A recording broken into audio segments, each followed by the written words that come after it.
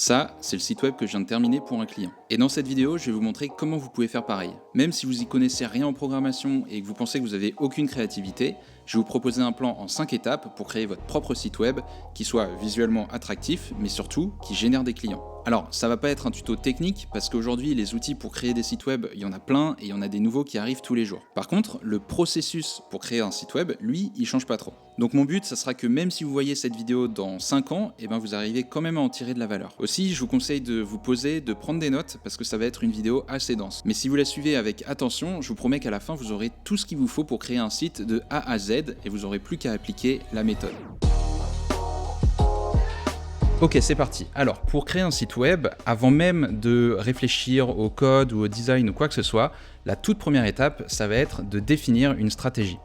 Alors, pourquoi on fait ça? L'objectif, ça va être de s'assurer que le site web correspond réellement aux attentes de votre client. Donc, les avantages de bien réfléchir à la stratégie en amont, ça va être d'une part d'éviter les allers-retours interminables dans la suite du projet. Ensuite, ça va aussi éviter les mauvaises surprises, ça évite de se retrouver à la fin du projet et puis finalement d'avoir un client qui nous dit « bah non, finalement, c'était pas du tout ça dont j'avais besoin ». Ensuite, ça va rendre le processus de web design beaucoup plus fluide. Vous verrez que si vous avez déjà mis en place toutes les briques de réflexion stratégique, de contenu, etc., vous verrez que par la suite, le design, ça coulera de source. Et puis ensuite, ça vous permettra de créer un site qui soit réellement efficace, qui soit vraiment adapté aux besoins de votre client ou à votre besoin.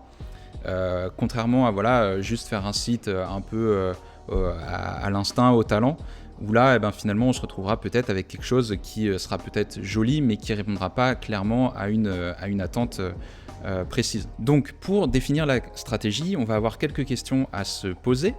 Donc, premièrement, et ça c'est probablement la question la plus importante, quel est le problème que le site doit résoudre? Donc là vous avez plusieurs possibilités. Est-ce que votre site par exemple vous en avez besoin pour augmenter la notoriété de votre marque? Est-ce que vous voulez générer des prospects? Est-ce que c'est un site pour faire du e-commerce, pour vendre des produits? Est-ce que c'est un site qui est là plutôt pour établir de la crédibilité, de la confiance? Est-ce que c'est plutôt un portfolio pour montrer vos réalisations, etc. Donc évidemment, votre site pourra avoir plusieurs rôles, mais ça va être très important de se poser et de bien les définir en amont. Ça permettra par la suite de faire quelque chose qui soit en accord avec ça. Ensuite, une fois que vous avez défini à quel objectif votre site web doit répondre, on va essayer de réfléchir comment on va pouvoir répondre à ce besoin. Donc là, ça peut être, pour répondre à cette question, ça peut être intéressant de commencer par regarder un peu ce que font vos concurrents en termes de site web. Donc regarder un peu comment ils communiquent, quel type d'éléments visuels ils ont choisi, etc. Un peu toutes ces choses-là. Ensuite, on va aussi réfléchir évidemment aux stratégies de marketing. Est-ce que vous voulez faire plutôt du SEO, donc du référencement sur Google? Est-ce que vous voulez faire du SIA, donc grosso modo des pubs en ligne? Est-ce que vous voulez utiliser les réseaux sociaux, etc., etc. Ensuite, on va essayer de réfléchir à la stratégie de marque qu'on va mettre en place. Donc quel est le ton que vous allez employer sur votre site web, de quelle manière vous vous adressez à vos clients, quelles sont les valeurs que vous voulez communiquer, etc. Et également, on va pouvoir réfléchir à la stratégie de design. Très concrètement, comment on va trouver un design qui va mettre en valeur le message qu'on veut faire passer via notre site web. Ensuite, la deuxième étape, ça va être de préparer tout le contenu du site. Donc là, l'objectif, ça va vraiment être de faire un premier jet de tout le contenu, donc à savoir le contenu texte et le contenu image, donc les illustrations, etc. On parle ici vraiment d'un premier jet, donc c'est pas grave si c'est pas parfait, mais l'idée c'est vraiment d'avoir une idée grosso modo de qu'est-ce que vous allez dire sur votre site web. Alors cette étape hyper importante, il faut la faire avant le design.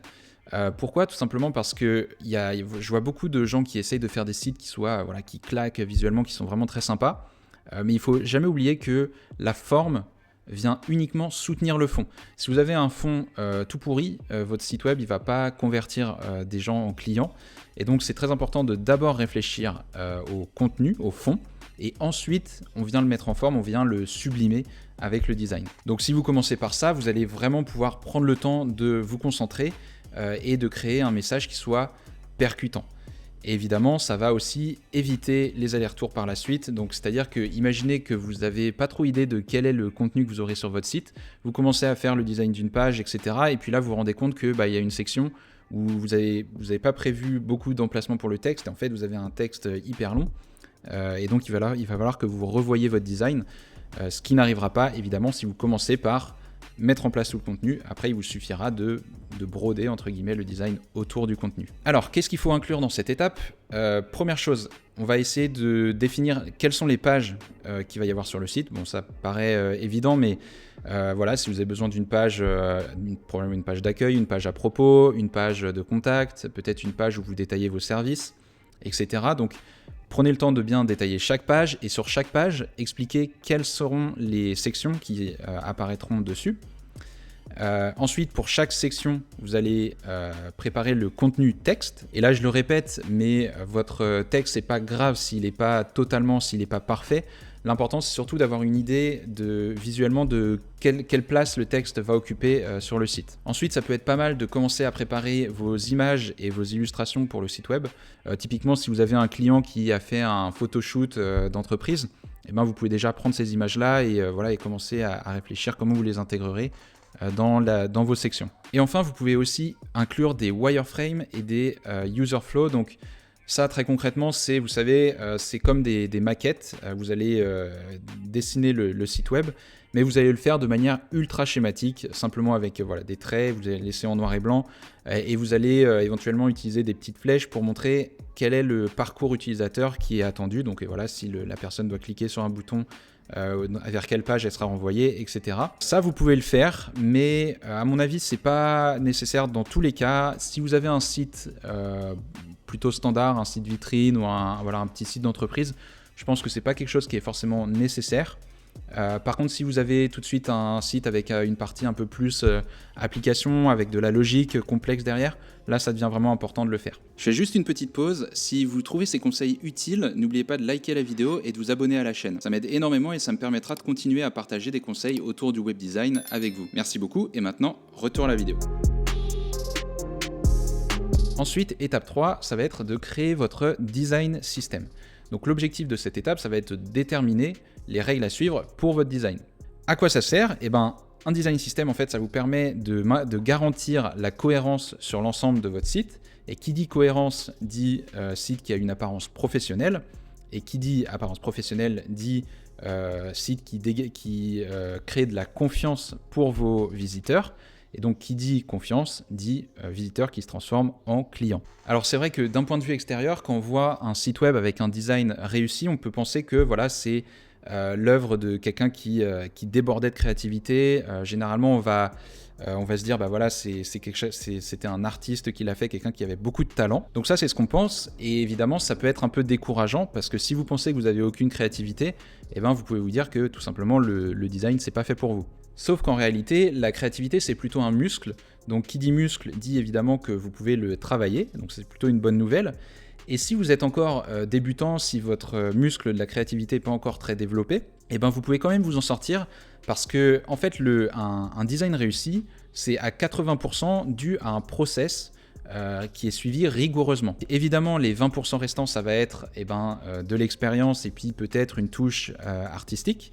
Mais si vous suivez rigoureusement ce process, vous pourrez quand même obtenir des résultats plus que satisfaisants. Donc le process en question, ça va être quoi? Ça va être de prendre ce gros bloc du design, un gros bloc qui paraît totalement, qu'on ne sait pas par quel bout le prendre, et on va le découper en micro-tâches qui vont être beaucoup plus accessibles. Donc la première chose qu'on va pouvoir faire pour construire notre design, ça va être de réfléchir aux couleurs. Les couleurs, on ne va pas les choisir au hasard, on va se poser quelques questions. Donc d'abord, on va se demander quelles sont les valeurs que vous voulez véhiculer via votre site web. Là, on va se référer à la psychologie des couleurs parce que vous le savez peut-être, mais les couleurs ont un sens. Donc typiquement, on va dire que du jaune, ça va être plutôt ça va être une couleur qui va véhiculer de la joie, de la bonne humeur. Le rouge, ça va être plutôt la couleur de la passion, de l'excitation, etc. Donc commencez à réfléchir à ça, posez-vous les questions de qu'est-ce que votre marque doit véhiculer comme message.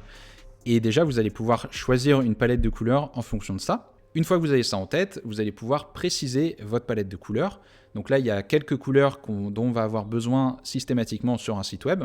Donc ce qu'il vous faudra, c'est une couleur de fond, voilà la couleur qui va remplir la majorité de votre écran. Ensuite, il vous faudra une couleur pour le texte, pour les textes et les titres. Ensuite, vous allez vouloir avoir une couleur principale, donc ça typiquement ça va être la couleur que vous avez choisi précédemment, donc qui va refléter certaines valeurs, qui va véhiculer certaines émotions. Potentiellement, après, vous allez avoir besoin d'une couleur secondaire.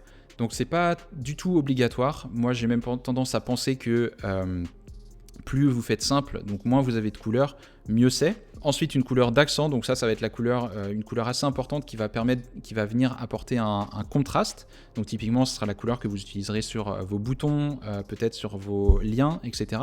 Couleur qui permettra de faire ressortir des éléments. Et ensuite, il vous travaille une couleur pour les messages d'erreur et une couleur pour les messages de succès. Donc voilà, typiquement du rouge et du vert. Ensuite, ça va être intéressant de choisir des variants pour votre couleur principale et secondaire si vous en avez.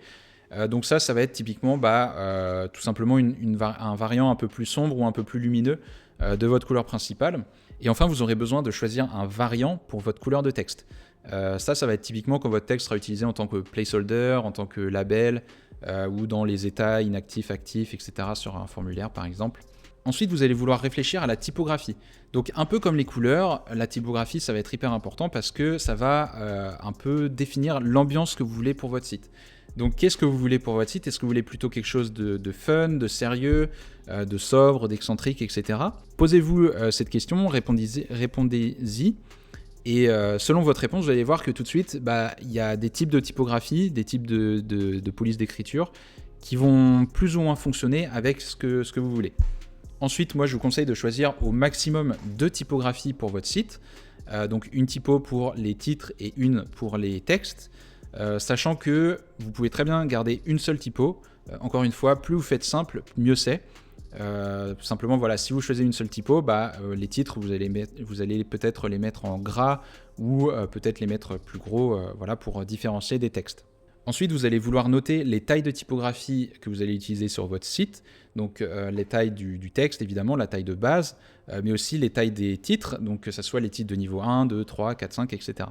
Et pour finir, juste un petit avertissement en ce qui concerne la typo. Votre but sur votre site, ça va être de convertir des visiteurs en clients. Donc le plus important, c'est pas d'avoir une typo incroyable, magique ou je ne sais quoi. Le plus important, c'est d'avoir une typo qui soit lisible, qui soit compréhensible, pour que votre message soit compréhensible, tout simplement. Ensuite, dans votre design system, vous allez pouvoir inclure tous les composants d'interface utilisateur. Donc, qu'est-ce qu'on entend par composants? En fait, ça va être tous les éléments que vous allez pouvoir réutiliser sur votre site. Donc, typiquement les boutons, les champs de formulaire, les cards, etc.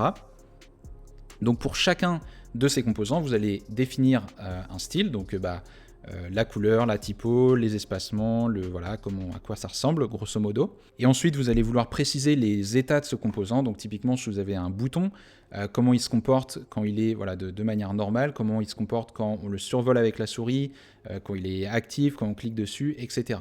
Ensuite, vous allez vouloir inclure une partie où vous allez parler des illustrations et des icônes sur votre site. Donc là, c'est pareil que pour les couleurs ou pour la typo. Vous allez vouloir réfléchir au ton que vous allez donner à votre site. Donc, est-ce que vous voulez faire quelque chose de plutôt sérieux, de futuriste, de rétro, d'amusant, etc. Et donc, quand vous avez répondu à cette question, vous allez pouvoir choisir un style d'illustration ou de photo qui véhicule ce ton. Donc là, je dis bien un style, c'est hyper important, un seul style, parce que, encore une fois, le plus important sur un site web, c'est de maintenir une cohérence. Et donc pour vos illustrations, vous avez le choix. Vous pouvez prendre des photos que vous avez fait vous-même ou des illustrations que vous avez fait à la main, si vous avez les compétences bien entendu. Ensuite, vous avez aussi l'option de vous tourner vers des stocks d'images, parfois gratuits, parfois payants. C'est très pratique, mais le problème, je pense que c'est que ça donne un aspect assez générique à votre site web. Donc à vous de voir ce que vous voulez. Et enfin, dernière option qui est plus récente mais qui est super à mon avis, c'est d'utiliser l'IA, donc là que ce soit Midjourney, Stable Diffusion, etc. Le gros avantage de l'IA, c'est que vous allez pouvoir avoir un design totalement unique pour votre site web, mais évidemment ça va nécessiter de maîtriser un minimum le prompt engineering et puis de passer un peu de temps à générer vos images. Et enfin pour les icônes, vous allez choisir une banque d'icônes. Encore une fois, une seule banque d'icônes pour maintenir de la cohérence. Donc on ne commence pas avec des icônes en noir et blanc, puis on continue avec des icônes en couleur, etc.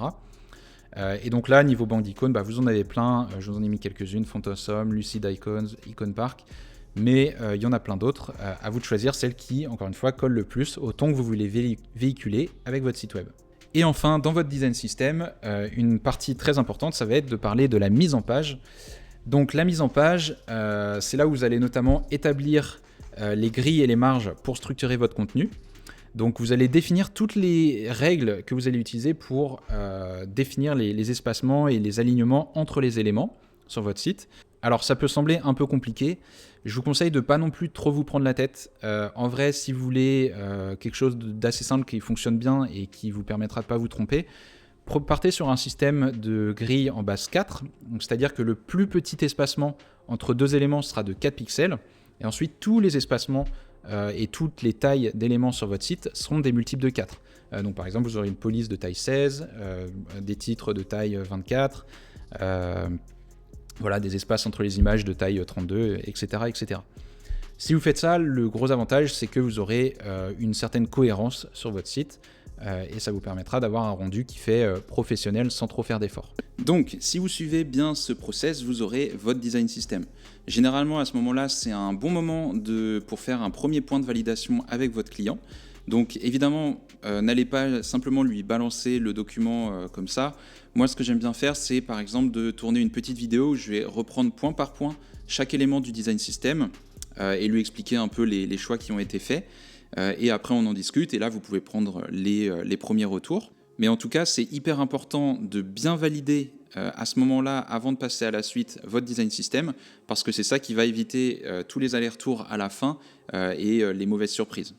Quoi qu'il en soit, si vous faites ça vraiment sérieusement, vous allez voir que l'étape suivante, qui va être le design de votre site web, va se faire de manière beaucoup plus fluide. Et on arrive finalement à l'étape que vous attendez probablement le plus, qui va être la création de votre site web.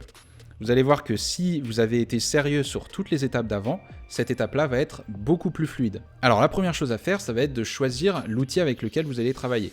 Donc vraiment, ne passez pas trop de temps là-dessus parce que c'est pas le plus important. Donc vous pouvez partir sur du Webflow, du Framer, du WordPress, quoi que ce soit. En fait, le plus important, ça va être de choisir un outil avec lequel vous êtes à l'aise. Donc une fois que ça c'est décidé, moi ce que j'aime bien faire, c'est de commencer par créer la page d'accueil. Donc pour créer la page d'accueil, moi j'aime bien y aller de manière itérative. Donc je vais commencer par une forme très brute de ma page. Donc je vais simplement placer mes sections avec mes textes, mes images, très grosso modo. Et puis petit à petit, je vais itérer pour améliorer un peu le tout. Donc moi j'aime bien faire ça parce qu'en fait, ça me permet de rester concentré sur la priorité qui va être de faire en sorte que le site soit le plus simple possible à utiliser pour les utilisateurs. Donc notamment, ça comprend deux choses, c'est-à-dire que d'abord, je vais vraiment faire en sorte que le contenu soit le plus digeste possible, donc facile et agréable à lire. Et ensuite, je vais faire en sorte de bien respecter le design system que j'ai mis en place auparavant.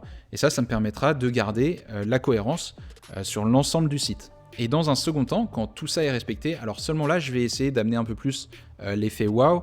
Donc c'est là où je vais amener des micro-interactions, des animations, etc. Donc là, le but, ça sera vraiment de créer une expérience qui soit plus mémorable pour le visiteur. Alors attention, lors de cette étape, je le répète, mais c'est vraiment hyper important, le design vient uniquement sublimer la forme et ça doit surtout pas interférer avec le message. Donc si vous commencez à avoir des animations, des textes écrits dans tous les sens, etc., c'est peut-être très joli, mais ça va pas du tout aider vos visiteurs à se convertir en clients. Donc il faudra toujours prioriser l'expérience utilisateur parce que finalement c'est ça qui va jouer sur votre taux de conversion. Pensez aussi à rester cohérent avec votre design system. Vous l'avez préparé en amont, donc ça sert à rien d'essayer d'inventer des nouvelles choses. Et enfin, attention à ne pas trop en faire. En design, on dit souvent less is more, c'est-à-dire que parfois la sobriété, c'est ce qu'il y a de plus efficace. Et pour vous donner un exemple, au début d'Internet, quand on a vu des technologies comme Flash ou JavaScript arriver, il y a eu plein de développeurs qui se sont mis à créer des sites avec des animations dans tous les sens. Voilà, c'était très joli, c'était très coloré, très animé. Sauf qu'en fait, c'était vraiment du grand n'importe quoi et ça n'avait aucun sens en termes de business. Et en fait, ces développeurs, ils faisaient tout ça tout simplement parce que c'était facile à faire. Et aujourd'hui, c'est un peu pareil. On a une débauche de moyens, vous avez plein d'outils à votre disposition pour créer des sites de plus en plus complexes avec des animations, des dégradés, tout ce que vous voulez. Sauf que vous ne laissez pas avoir, c'est pas un design complexe qui va vous ramener des clients. Ce qui va vous ramener des clients, c'est un design qui met en valeur un contenu qui s'adresse à votre client cible. Donc concrètement, comment on va faire pour avoir un design au service du contenu et pas l'inverse ? Première chose à faire, ça va être de respecter la hiérarchie visuelle. Donc ça, typiquement, ça va être d'avoir des titres plus gros que vos textes ou des titres qui se différencient clairement de vos textes. Ensuite, on va bien faire attention à respecter les contrastes et plus largement les normes d'accessibilité. Donc si ça vous intéresse de creuser le sujet, il y a une norme en fait sur le web qui s'appelle le WCAG, qui va définir plein de règles en fait pour qu'un site soit accessible, c'est-à-dire qu'il soit compréhensible pour des personnes qui ont par exemple des handicaps, donc soit qui sont malvoyants ou ce genre de choses. Ensuite, vous allez vouloir respecter un équilibre entre les vides et les contenus sur votre site. Ça, c'est très important pour, d'une part, différencier les unités logiques sur votre site, donc que ça soit les sections par exemple, vous voulez pas qu'elles soient toutes collées, sinon on n'arrivera pas à les distinguer les unes des autres. Et puis surtout, ça va, si vous avez un site sans aucun espace vide, ça va faire quelque chose qui va être très difficile à lire et que probablement les gens ne vont pas lire, tout simplement. On va aussi vouloir maintenir une certaine cohérence sur l'ensemble du site. Donc ça, normalement, ça ne devrait pas être un problème si vous avez bien établi votre design system auparavant. Gardez aussi en tête de faire un design qui soit simple, qui va droit au but. C'est généralement ça qui vous permet d'être le plus pertinent, le plus efficace. Ensuite, ça va être important que votre design apporte du feedback aux utilisateurs. Donc ça va être typiquement tout ce qui va être micro-interaction. Et un exemple concret, ça va être quand vous envoyez un formulaire, quand vous cliquez sur le bouton pour envoyer le formulaire, peut-être que vous aurez une petite roue de chargement qui apparaît pour signifier que le formulaire est en train d'être envoyé. Et enfin, vous allez vouloir utiliser les illustrations de manière judicieuse, c'est-à-dire que vous n'allez pas mettre des illustrations juste pour faire joli, mais vous allez généralement vouloir avoir des illustrations qui donnent du poids au contenu, qui viennent renforcer le message.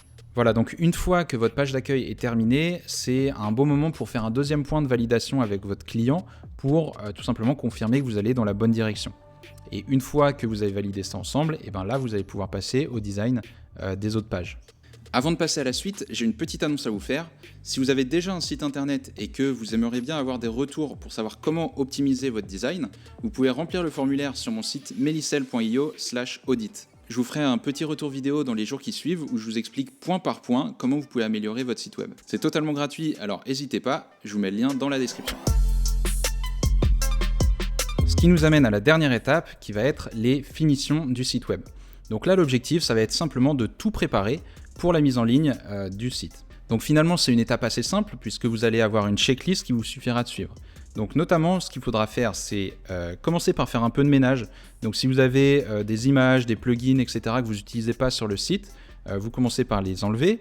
Ensuite, vérifiez que l'orthographe est correcte sur toutes les pages.